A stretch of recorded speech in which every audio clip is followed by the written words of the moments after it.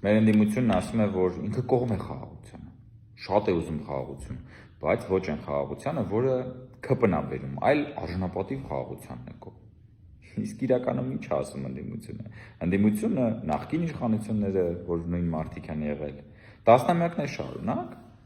արել են այնպես, որ Հայաստանի ժողովուրդը այդ խաղաղությունը ճաշակի, բայց ուրիշ երկրներում։ Եվ այդ խաղաղության համը մնա ժողովրդի բերանում, ու երբ որ ժողովուրդն ուզենա նույն խաղաղությունը ճաշակել Հայաստանում, չկարողանա։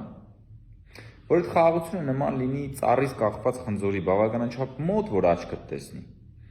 բայց բավականաչափ հեռու, որ ձեռքդ չհասնի։ Որ միշտ ուզենաս, բայց չկարողանաս։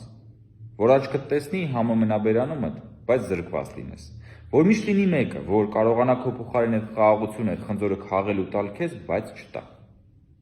Սա է եղել ընդդիմության խաղաղության ռազմավարությունը, որ հիմա ասում են մեր ժամանակ խաղաղություն էր։ Ոչ, ձեր ժամանակ խաղաղության պատրանք էր։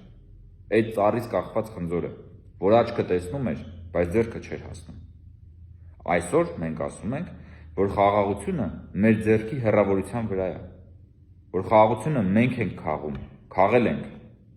որ մեր ժողովրդի հետ այդ խաղաղությունը քաղելու եւ ճաշակելու ենք։